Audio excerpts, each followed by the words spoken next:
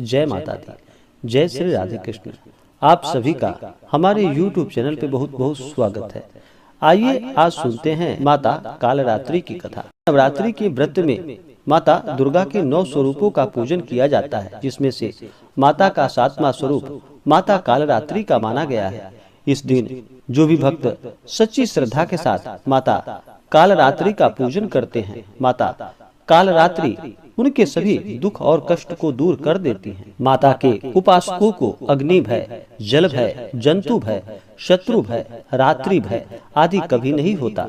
इनकी कृपा से इनके भक्त सर्वथा भय मुक्त हो जाते हैं। माता कालरात्रि का स्वरूप देखने में अत्यंत भयानक है, लेकिन ये सदैव शुभ फल को प्रदान करने वाली हैं। इसी कारण इनका नाम शुभंकरी भी है। अतः माता कालरात्रि के भक्तों को किसी भी प्रकार से भयभीत होने की कोई आवश्यकता नहीं है।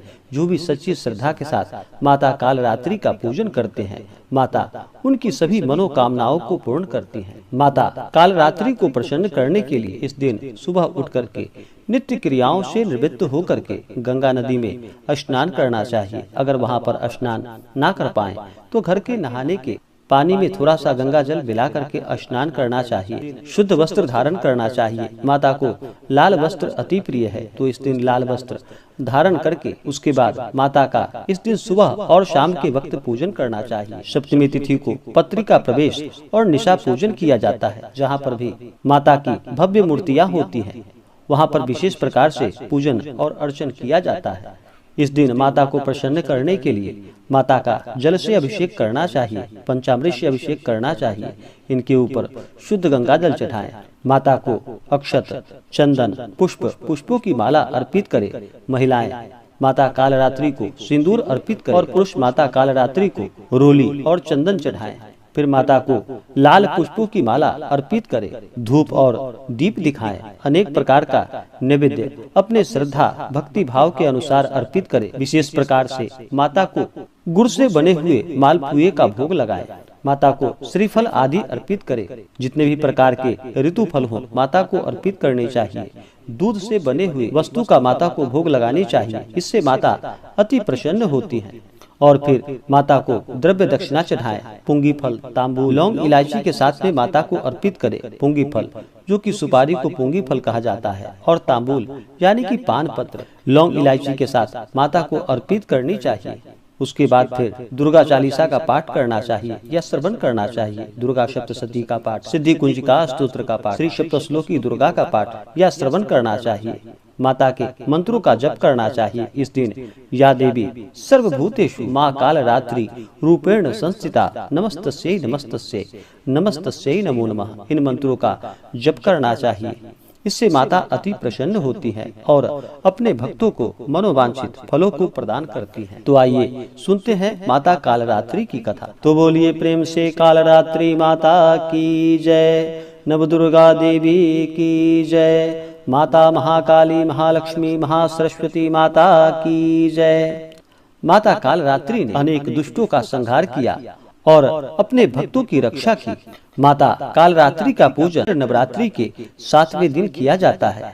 इस दिन साधक का मन सहस्त्रार चक्र में स्थित रहता है। इसके लिए ब्रह्मांड की समस्त सिद्धियों का द्वार खुलने लगता है। देवी कालरात्रि को व्यापक रूप से माता देवी काली, महाकाली, भद्रकाली, भैरवी, मृत्यु रुद्राणी, चामुंडा, चंडी और दुर्गा के कई विनाशकारी रूपों में से एक माना जाता है। रौद्री और धूमोरणा देवी कालरात्रि के अन्य कई प्रसिद्ध नामों में है।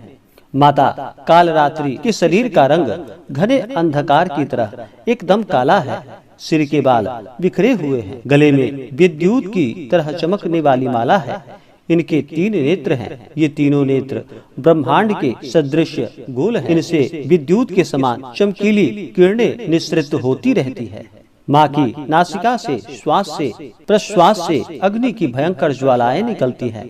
इनका वाहन गर्दभ है। ये ऊपर उठे हुए दाहिने हाथ की वर मुद्रा से सभी को वरदान प्रदान करती है। दाहिनी तरफ की नीचे वाला हाथ अभय मुद्रा में है और बाईं तरफ के ऊपर वाले हाथों लोहे का कांटा तथा नीचे वाले हाथों में खड़ग यानी कि कटार माता धारण की हुई है। माता कालरात्रि का स्वरूप भयानक है, लेकिन ये माता सदैव ही शुभ फलों को प्रदान करने वाली है। माता कालरात्रि दुष्टों का विनाश करने वाली है। दानव, दैत्य, राक्षस, भूत प्रेत आदि स्मरण मात्र से ही भयभीत होकर भाग जाते हैं। ग्रह बाधाओं को भी दूर करने वाली इनके उपासकों को अग्नि भय, जल भय, जंतु भय, शत्रु भय, रात्रि भय आदि कभी नहीं होते। इनकी कृपा से वह सर्वथा भय मुक्त हो जाता है, जो भी इनका सच्ची श्रद्धा के साथ पूजन और आराधना करता है।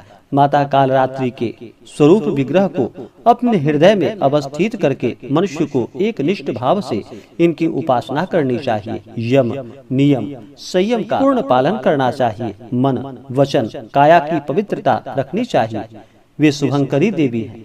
इनकी उपासना से होने वाले शुभों की गणना नहीं की जा सकती। हमें निरंतर ही माता का स्मरण, ध्यान, पूजन करना चाहिए। इससे माता अति प्रसन्न होती हैं और अपने भक्तों को मनोवांछित फलों को प्रदान करती हैं।